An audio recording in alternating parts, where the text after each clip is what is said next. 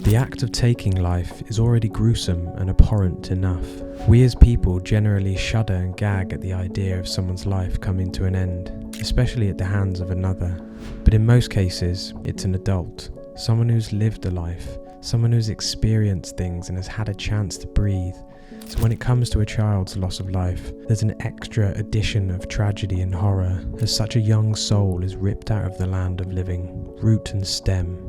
When we hear about children dying, be it online, the news, or even word of mouth, we're all taken aback by just the concept of someone so young meeting their end. We stop and we think of people important to us around those ages.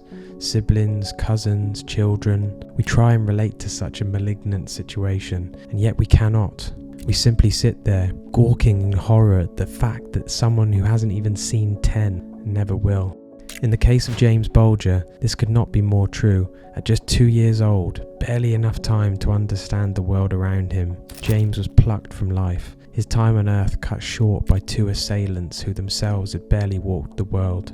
Who are they? We'll get into that and all the nasty details in between.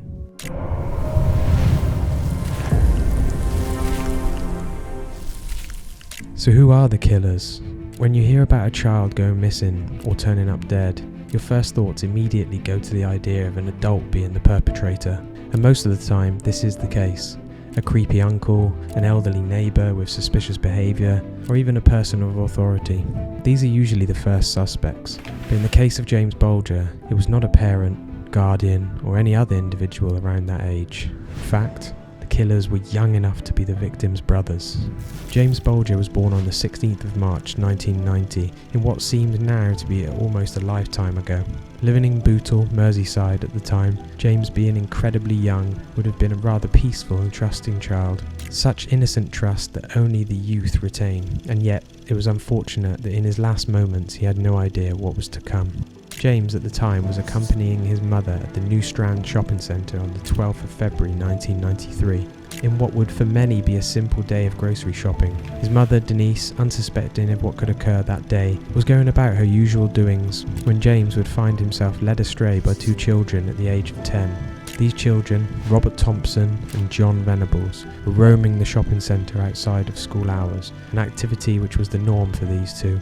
Both the boys already had malicious intent in their actions, as throughout the day they've been shoplifting many items, varying from sweets and confectionaries all the way to batteries and paint.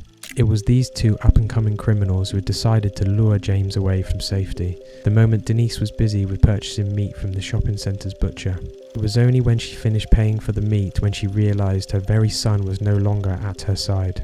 A moment that would send dread running down the spine of any parent. Thompson and Venables had taken James by the hand and began to lead him off with them, separating the child from his mother, James too young and too trusting to understand what was really going on. And from there, the situation only became more dire. Thompson and Venables proceeded to lead little James all the way to the nearby canal, almost half a kilometre away from where he had been taken. The perpetrators then proceeded to injure him in many ways, ranging from being dropped all the way to damaging his face. All the while this was happening, people nearby would just stand there and watch, as this little boy would spend his last moments in fear and distress. It wasn't long, however, until Thompson and Venables were confronted by two passers-by. When questioned, the two had lied, claiming at first that he was their younger brother, then later claiming that he was lost and that they were on their way to the police station. Their cruel crusade would lead them to the suburb of Walton, where they would take James to the nearby railway. They would then proceed to unleash more cruelty on the helpless child, as they pelted him with hard objects, severely injuring his eye before they continued their acts of beating, maiming and stomping upon him. It was at this point where James's suffering would come to a chilling end, as these 10-year-old cold-blooded children began their final phase of their horrid indulgence. They inserted their stolen batteries into both James's mouth and anus before proceeding to drop an entire piece of the railway onto James. When their awful deeds were done, they then would place James onto the tracks of the railway, intent on destroying the evidence of their crime. It wasn't long before an oncoming train would sever James's body in half, to which his remains were left for 2 days. When James's body was eventually found, police would soon apprehend both Thompson and Venables, discerning that they had been behind this vicious act with both CCTV footage and eyewitness accounts cornering them with evidence. It is suggested by the forensic evidence that Thompson and Venables had not only conspired and succeeded in murdering James, but had also sexually assaulted him, with various clothing having been removed and his foreskin was pulled back, causing slight damage to indicate this fact.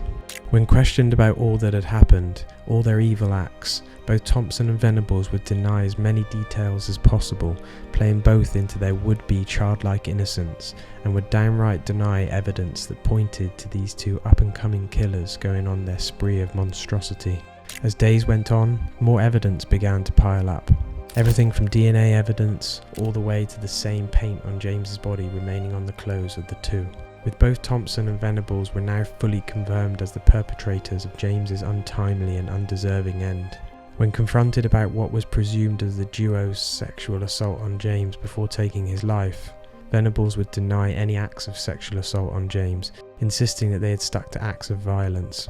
During the trial, the boys were shown at first not to understand the weight of their crimes, believing the hospital could revive James, reversing their cruel actions. Whether or not this was a genuine lack of understanding of their crimes, or a facade in order to retain their mask of youth innocence is unknown. On the 1st of November 1993, they were tried with the court as adults, a fitting decision for such an evil act, as both Thompson and Venables would attempt to deny any and all charges against them. It was to no avail, as evidence was found not to be unique in their activities, showing that the duo had attempted this plot beforehand on the exact same day as James's abduction and killing, with the two failing and then moving on to James.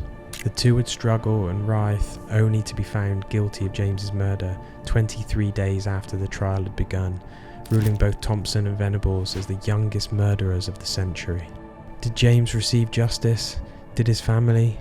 What became of the tragedy, and what would unfold at the hands of killers so young? Well, Thompson and Venables would be sentenced to 10 years incarceration, only to serve 8 of those years before being released in June 2001. All the while, James's family would break down and dissolve, with James's death serving as the catalyst. Both Thompson and Venables would find themselves in and out of prison, as it became clear that these monsters would continue their cruelty. To this day, the cycle repeats itself, with this duo of depravity currently being considered for release in recent times. When we think of a killer, it's an adult. It's someone fully grown and fully aware of their actions. But we never consider the idea that the neighbour's kid or the children down the road could have the same malicious intent that any other murderer would have.